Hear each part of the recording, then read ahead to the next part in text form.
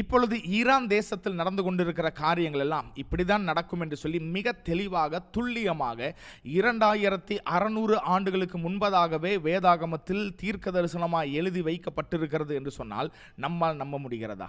S, அதைத்தான் இந்த Bible ஸ்டடியில் பார்க்க போகிறோம். விசேஷமாக இந்த ஈரான் தேசம் தனக்கென்று சொல்லி அணு ஆயுத சக்தியை தயாரித்து விடக்கூடாது, அவர்களுக்கென்று சொல்லி ஒரு ஆயுதம் வந்துவிடக்கூடாது என்பதற்காக இஸ்ரேல் தேசமும் அமெரிக்கா தேசமும் இணைந்து செய்த காரியங்களை நீங்களும் நானும் அறிந்திருக்கிறோம். ஆனால் இது எப்படி வேதத்தில் எழுதப்பட்டிருக்கிறது, என்ன தீர்க்க தரிசனம் என்று சொல்லிதான் இந்த பைபிள் ஸ்டடியில் நம்ம பார்க்க போகிறோம். ஸோ தொடர்ந்து இணைந்திருங்கள், கர்த்தர் நம்மோடு பேசுவாராக.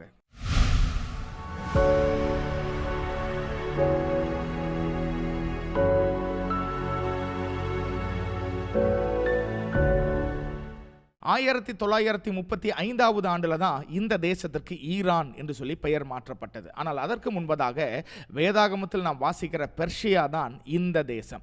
அப்போ இந்த பெர்ஷியா என்கிற இந்த தேசத்தை குறித்து நாம் அநேக இடத்துல வேதாகமத்தில் வாசிக்கிறோம். விசேஷமாக இந்த யூதா ஜனங்கள் தேவனுக்கு விரோதமாய் பாவம் செய்தவுடன் ஆண்டவர் பாபிலோன் ராஜ்யத்தை சேர்ந்த நெபுகாத்நேசார் என்கிற ஒரு ராஜாவை இவர்களுக்கு விரோதமாய் அனுப்பி எருசலேமில் இருந்த தேவாலயத்தை முற்றிலுமாய் தகர்த்து இந்த ஜனங்களை சிறைப்பிடித்து பாபிலோன் தேசத்திற்கு அவன் கொண்டு போனான்.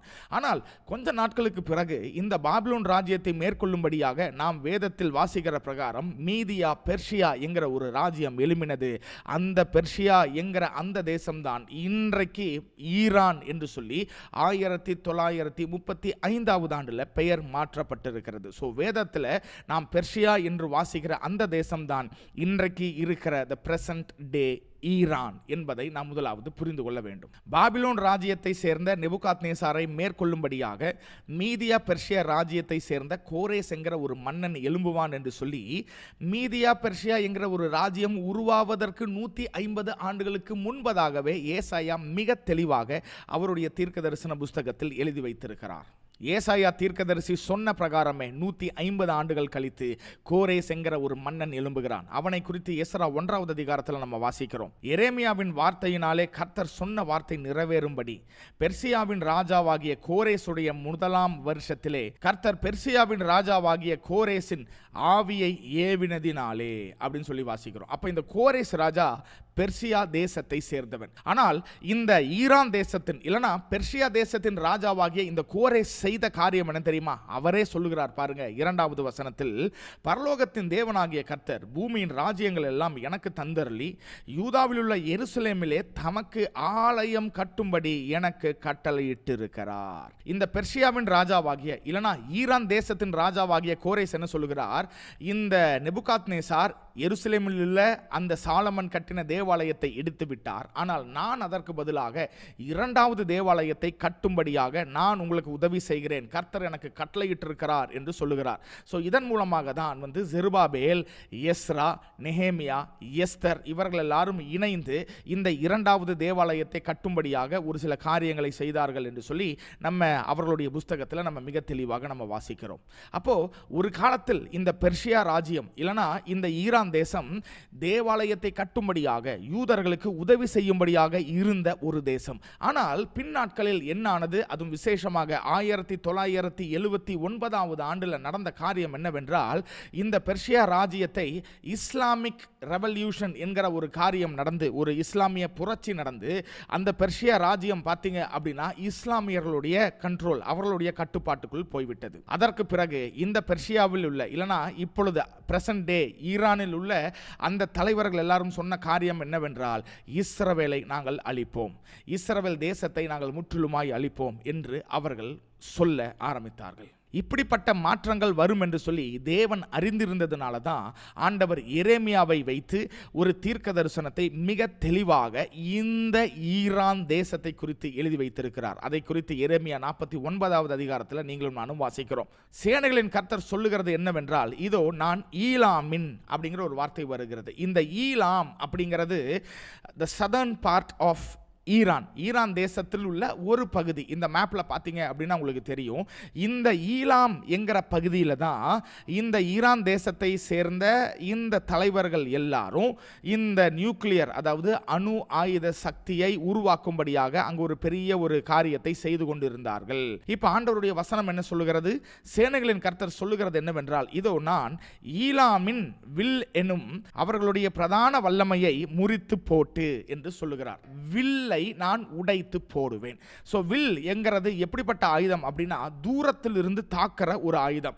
இப்போ இந்த ஏலாம் என்கிற இந்த ஈரான் தேசத்தில் தலைவர்கள் அவர்கள் என்ன கண்டுபிடிக்க அவர்கள் இவ்வளவு நாட்கள் முயற்சி செய்தார்கள் அப்படின்னா, இஸ்ரேல் தேசத்தையும் அமெரிக்கா தேசத்தையும் தூரத்தில் இருந்தே ஒரு வில்லை கொண்டு எப்படி தாக்க முடியுமோ அதே போல ஒரு நியூக்ளியர் மிசைலை தூரத்திலிருந்து நாங்கள் ஏவி அவர்களை அழிக்கும்படியாக. ஸோ இந்த வில்லும் இந்த நியூக்ளியர் மிசைலும் பார்த்தீங்க அப்படின்னா, வில் என்பது பழைய காலத்தின் ஒரு ஆயுதம். ஆனால் இந்த நியூக்ளியர், இந்த மிசைல் என்பது இந்த நவீன டெக்னாலஜி. ஸோ இது ரெண்டுமே ஒன்று தான். அப்போ ஆண்டவர் என்ன சொல்லுகிறார்? இந்த வில்லை நான் உடைப்பேன். அப்போ இந்த தீர்க்க தரிசனத்தின் பிரகாரம் இந்த வில், அதாவது இந்த நியூக்ளியர் காரியங்கள், அணு ஆயுத சக்தி நடந்துடக்கூடாது, இல்லைன்னா அவர்கள் கையில் வந்துடக்கூடாது என்பதற்காக ஆண்டவருடைய தீர்க்க தரிசனம் அன்னிக்கே எழுதப்பட்டிருக்கிறது. அவருடைய வில்லை உடைப்பேன்.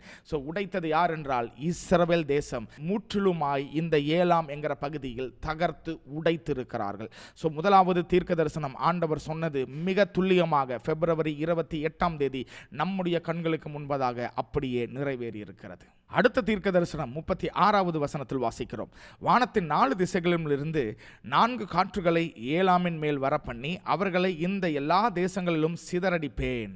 ஸோ இந்த சிதறடிப்பேன் என்கிற இந்த தீர்க்க தரிசனம் ஏற்கனவே நிறைவேறிவிட்டது. எப்பொழுது 1979 ஆண்டு எப்பொழுது இந்த இஸ்லாமிக் ரெவல்யூஷன், இந்த இஸ்லாமிய புரட்சி வந்ததோ அப்பொழுதே ஈரான் தேசத்தில் உள்ள அநேக பெர்ஷியர்கள் அவர்கள் எல்லாரும் பல தேசங்களுக்கு அகதிகளாக அவர்கள் துரத்தப்பட்டார்கள், இல்லைனா அகதிகளாக உயிருக்கு அஞ்சி அவர்கள் போனார்கள் என்பதை சரித்திரத்தை பார்த்தால் நீங்களும் நானும் புரிந்து கொள்ள முடியும். அடுத்த தீர்க்க தரிசனம் 38வது வசனத்தில் நாம் வாசிக்கிறோம். அங்கே இருந்து ராஜாவையும் பிரபுக்களையும் அழித்து போடுவேன் என்று கர்த்தர் சொல்லுகிறார். இந்த ஈரான் தேசத்தில் உள்ள ராஜாவையும் பிரபுக்களையும் அழித்து போடுவேன். இன்றைக்கு பார்த்தீங்கன்னா நம்ம எல்லாரும் அறிந்திருக்கிறபடி அலி கமெனே என்கிற ஒரு பெரிய ஒரு பிரபு, இல்லைனா ஒரு அஃபீஷியல் ஒரு தலைவர் அழிக்கப்பட்டிருக்கிறார். இது நடக்கும் என்று சொல்லி ஆண்டவர் 2600 ஆண்டுகளுக்கு முன்பதாகவே மிக தெளிவாக இந்த வசனத்தில் நமக்கு எழுதி வைத்திருக்கிறார். கடைசி தீர்க்க தரிசனம் 38-39 வாசிக்கிறோம். என் சிங்காசனத்தை ஈலாமிலே வைத்து 39 ஆனாலும் கடைசி நாட்களிலே நான் ஏலாமின் சிறையிருப்பை திருப்புவேன் என்று கர்த்தர் சொல்லுகிறார். ஈரான் தேசத்தின், பெர்ஷியா தேசத்தின் சிறையிருப்பை திருப்புவேன். என்ன சிறையிருப்பு? 2 விதமான சிறையிருப்பு. ஒன்று பாவத்தில் இருக்கிற சிறையிருப்பு, இரண்டாவது இந்த இஸ்லாமிக் ரெவல்யூஷன் அவர்களுடைய கட்டுப்பாட்டில் இருக்கிற சிறையிருப்பு. ஸோ பாவத்தின் சிறையிருப்பில் இருந்து கர்த்தர் இப்பொழுது எப்படி ஈரான் தேசத்தை விடுவித்துக் கொண்டிருக்கிறார் அப்படின்னா, இன்றைக்கு ஈரான் தேசத்தில் பார்த்தீங்கன்னா கிறிஸ்துவம் மிக மிக மிக வேகமாக பரவி கொண்டிருக்கிறது. நாம் இங்கே உட்கார்ந்து அது ரொம்ப ஒரு இஸ்லாமிக் கண்ட்ரி, அங்கே வந்து கிறிஸ்துவம் பரவுவதற்கு வாய்ப்பே இல்லை என்று சொல்லி நாம் நினைத்து கொண்டிருக்கலாம். ஆனால் கள ஆய்வுகளும் நிறைய சர்வேஸும் அவங்க என்ன சொல்றாங்கன்னா, the largest growing religion in Iran is not Islam but Christianity.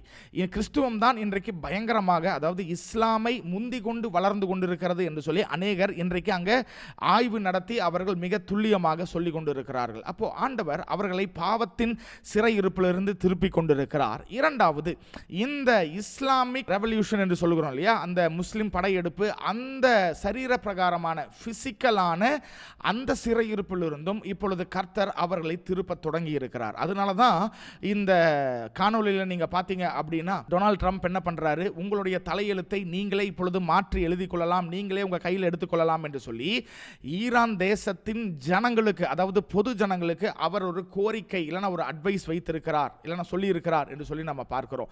அப்போ இந்த காரியங்கள் எல்லாம் ஏலாம் என்கிற ஈரான் தேசத்தில் நடக்கும் என்று சொல்லி எரேமியா காலத்திலேயே மிக தெளிவாக ஆண்டவர் சொல்லிவிட்டார். அதுதான் இப்பொழுது நடந்து கொண்டு இருக்கிறது. அப்போ இந்த காரியத்திலிருந்து நாம் என்ன புரிந்து கொள்ளலாம் அப்படின்னா, கடைசி வசனத்தில் நம்ம வாசிக்கிறோம் பாருங்க. ஆனாலும் கடைசி நாட்களிலே கடைசி நாட்களிலே அப்படின்னு ஆண்டவர் சொல்லுகிறார். அப்போ இவ்வளவு ஆண்டுகள் ஈரான் தேசத்தில் கிரியை செய்யாத தேவன் இப்பொழுது ஏன் அங்கே கிரியை செய்ய ஆரம்பித்திருக்கிறார்? அவர்களுடைய வில்லையும் அம்பையும் ஏன் உடைக்க ஆரம்பித்திருக்கிறார்? அவர்களுடைய தேசத்தின் தலைவர்களையும் பிரபுக்களையும் ஏன் ஆண்டவர் அழிக்க ஆரம்பித்திருக்கிறார் என்றால், ஆண்டவர் அவருடைய ஜனங்களுக்கு சொல்ல விரும்புகிற ஒரே ஒரு காரியம், கடைசி நாட்களிலே நீங்களும் நானும் கடைசி நாட்களில் இருக்கிறோம் என்பதை கர்த்தர் நமக்கு உணர்த்தும்படியாக இந்த காரியங்களை உலகத்தில் செய்து கொண்டிருக்கிறார். இன்னமும் அதிகமாக வேதத்தின்படி செய்ய ஆரம்பிப்பார், செய்வார் என்பதை நாம் விசுவாசிக்கலாம். நிச்சயமாக இந்த காரியங்களை வைத்து பார்க்கும் பொழுது இயேசுவின் வருகை மிக சமீபமாக இருக்கிறது. எப்படி தீர்க்க தரிசனம் எழுதப்பட்டதோ அதே போல இந்த காலத்தில் நிறைவேறி கொண்டிருக்கிறது என்பதை நாம் புரிந்து கொண்டோம் என்றால், ஆண்டவருடைய இரண்டாவது வருகை வெகு தொலைவில் அல்ல, வெகு சீக்கிரத்தில் அவர் வரப்போகிறார். அதனால சபையாகிய நீங்களும் நானும் அவருடைய வருகைக்காக ஆயத்தமாவோம், வருகைக்கென்று இன்னும் பரிசுத்தமாவோம், வருகைக்காக காத்திருப்போம். ஆண்டவராகிய இயேசு கடைசி நாட்களில் சீக்கிரம் வருவாராக. மாரநாதா, அல்லேலூயா, ஆமென். இந்த பைபிள் ஸ்டடி உங்களுக்கு பிரயோஜனமாக இருந்திருக்கும் என்று சொல்லி நான் விசுவாசிக்கிறேன். கர்த்தருக்கு சித்தமானால் இன்னொரு பைபிள் ஸ்டடியில் நம்ம இணையலாம். God bless you. Praise the Lord.